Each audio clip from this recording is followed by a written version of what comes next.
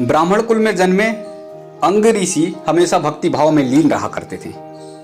एक दिन उनके मन में विचार आया कि क्यों ना घर बार सब कुछ छोड़ छाड़ कर तपस्या में लीन हो जाएं और जंगल में जाकर कठोर तपस्या करें।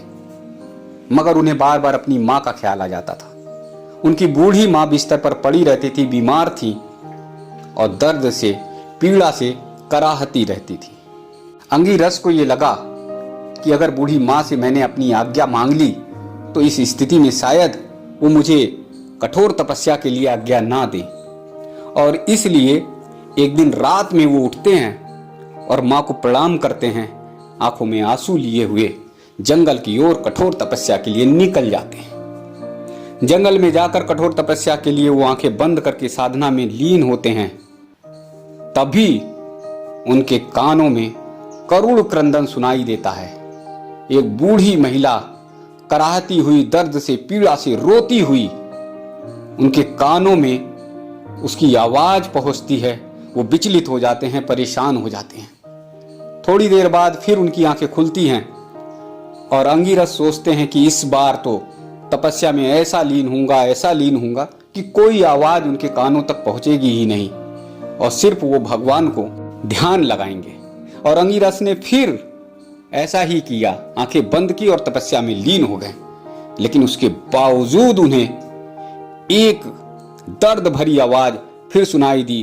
तड़पती हुई वेदना से करुण क्रंदन करती हुई उस आवाज को सुनकर वो एकदम से जैसे लगा कि मानो वो पागल से हो जाएंगे। आंखों में आंसू लिए हुए अंगिरस ने कहा कि ये हो क्या रहा है?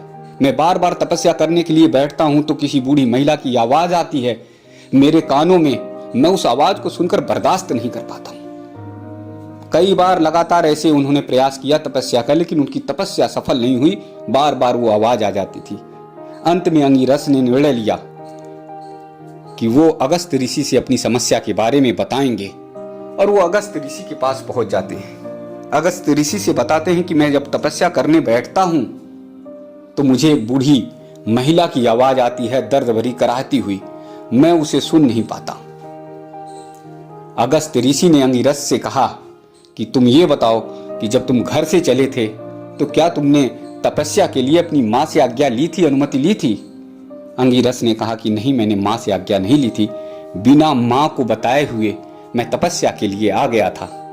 अगस्त ऋषि ने कहा उल्टे पांव अभी लौट जाओ। धर्मशास्त्रों में भी कहा गया है कि माँ की पूजा, माँ की सेवा सबसे बड़ी तपस्या है, सबसे बड़ी साधना है। और तुम बिना माँ के बताए हुए जंगल में आकर कठोर तपस्या कर रहे हो, जबकि तुम्हारी माँ बहुत ज्यादा बीमार है। अभी वापस लौट जाओ और माँ से जाकर क्षमा मांगो।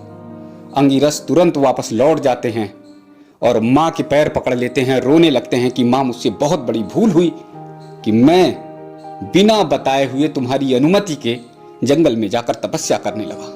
लेकिन माँ, मैं सच बता रहा हूं कि ज्यों आंख बंद करता था तुम्हारी दर्द भरी कराहती हुई आवाज मेरे कानों तक पहुंचती थी। मैंने बहुत बड़ी भूल की।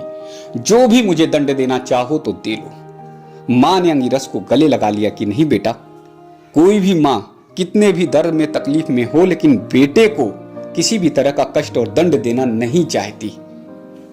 उस दिन से अंगिरस ने अपनी माँ की खूब सेवा की और अंत में एक दिन माँ सुकून में आई, शांति में आई तो उसने कहा कि अंगिरस जा तू तपस्या करने के लिए। और फिर वो जंगल में गए और उनकी तपस्या सफल हुई। साथियों, जीवन में ये ध्यान में रखिए कि आप बहुत ज्यादा धर्म करते हैं, पुण्य करते हैं, दान करते हैं, तीर्थ स्थलों पर जाते हैं और वहां पर भक्ति भाव में लीन हो जाते हैं, मगर घर में बैठी हुई बूढ़ी माँ अगर संतुष्ट नहीं है, खुश नहीं है, उसकी आंखों में आंसू है, वो दर्द और पीड़ा से कराह रही है और उसकी तरफ आप चिंता नहीं करते हैं, तो इससे बड़ा अपराध कोई नहीं हो सकता। कभी भी आपको पुण्य नहीं मिलेगा, कभी भी आपका यश नहीं होगा। इसलिए तीर्थ स्थल से जाने से पहले ये ध्यान में रखो कि आपकी बूढ़ी माँ वो कैसे सुकून में है या नहीं।